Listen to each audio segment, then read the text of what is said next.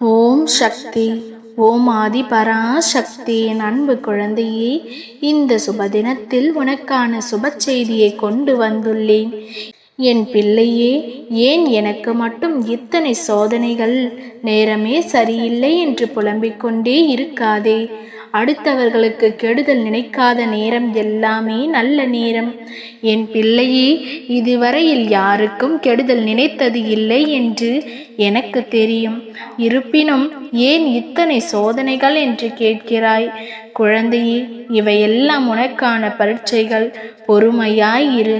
நீ செய்யும் ஒவ்வொரு நல்ல காரியமும் அதற்கான நன்மைகளும் காலம் கடந்தாவது உன்னை வந்து சேரும். நீ எதிர்கொண்ட ஒவ்வொரு வழிகளும் உனக்கு ஒரு பாடத்தை கற்றுக் கொடுக்கும்.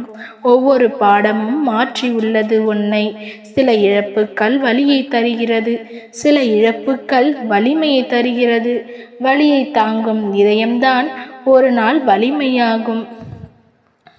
குழந்தையே, நான் சொல்வதை கவனமாக கேள். ஒரே குறிக்கோள், எல்லையற்ற ஊக்கம், தளர்வில்லாத நெஞ்சுறுதி, சலிக்காத உழைப்பு, நேர்மையான பாதை, இவற்றையெல்லாம் நீ பின்பற்றினால் நீ நிச்சயம் வெற்றி அடைவாய். தூக்கி எறிந்தவர்களை துரத்தாதே. அன்பு ஒன்றும் குப்பை அல்ல, அது ஒரு பொக்கிஷம். உன் அன்பிற்கு தகுதியானவர்களை உன்னிடம் சேர்ப்பது என் பொறுப்பு.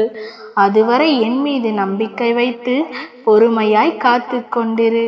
என் செல்லமே, நடக்க இருப்பது சரியான நேரத்தில், சரியான இடத்தில், சரியான காரணத்துடன் நடக்கும். இது உன் அம்மா உனக்கு செய்து கொடுக்கும் சத்தியம். நான் கொடுத்த வாக்கை நிறைவேற்ற ஒருபோதும் மறந்தது இல்லை பிள்ளையே. வாழ்க்கையில் தோற்று போகுபவர் 2 பேர்.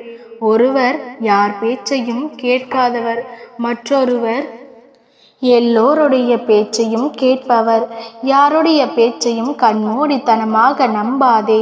மற்றவர்களுடைய வார்த்தை செவிகளில் சேர்த்தால் அதன் உள்நோக்கத்தை ஆராய மறந்து விடாதே.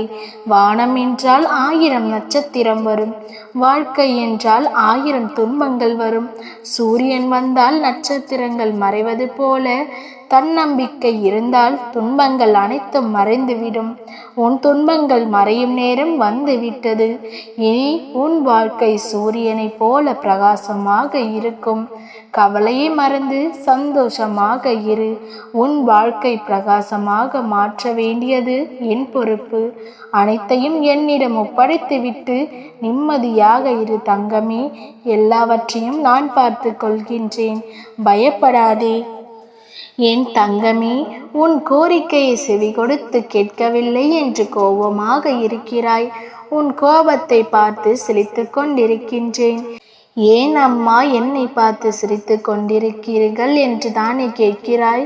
நான் உன் அம்மா சிரிக்கிறேன் என்றால் அதற்கான அர்த்தம் உனக்கு புரிந்திருக்க வேண்டாமா? உனக்கு பிடித்த விஷயம் பல வருடங்களுக்கு பிறகு நடக்கப் போகிறது என்று தான் அர்த்தம். நீ வெகு நாட்களாக ஆசைப்பட்டு கொண்டிருந்த உன் வேண்டுதல் நடக்கப் போகிறது. அதற்காக உன்னை தயார்படுத்திக்கொள். நேரம் கிடைக்கும்போது ஓம் சக்தி என்ற மந்திரத்தை உச்சரித்து கொண்டே இரு. இது மிகவும் சக்தி வாய்ந்தது. இதை உச்சரிக்கும் போது உச்சரிப்பவர்களின் மனதில் புதிய சக்தி பிறக்கும். அந்த சக்தி அவர்களின் வாழ்க்கையை ஒளிமயமாக்கும். என் தங்கமே, உன் கவலைகள் அனைத்தும் தீரப்போகிறது. நிச்சயம் தீர்ந்துவிடும். இதை உபயோகித்து கொண்டே இருந்தால் என் அன்பு கரங்கள் உன்மீது பட்டு கொண்டே இருக்கும். என் பாதத்தில் நீ சரணடைந்து விட்டால் உனக்கு எப்போதும் எந்த குறையும் வராது. அம்மா, நான் நல்லபடியாக உன்னை பாதுகாப்பேன். நான் நன்றாகத்தான் உழைக்கிறேன், சம்பாதிக்கின்றேன். ஆனால் நான் சம்பாதிக்கும் பணம் என்னிடம் தங்கவில்லையே. வெகு சீக்கிரத்தில் தீர்ந்து விடுகிறது. என் வருங்காலத்திற்காக சேர்த்து வைக்கலாம் என்று நினைத்தால் முடியவில்லை. குழந்தையே, உன் பணப்பிரச்சனை இப்போது தீரப்போகிறது. நம்பிக்கையோடு இரு. வாழ்க்கையை கண்டு பயப்படாதே. கால்களை பின்னோக்கி வைக்க நினைக்காதே. எல்லாமே முடிந்துவிட்டது என்று நினைக்காதே. என் செல்லமே, இந்த மாதத்தில் உன் எல்லா வேண்டுதல்களையும் நிறைவேற்றுவேன். உன் வாழ்க்கை ஒளிமயமாக மாறப்போகிறது. இது உன் அம்மா நான் கொடுக்கும் வாக்கு. உன் மீது மலர்களைப் போல் என் ஆசிர்வாதங்களை பொழிவேன்.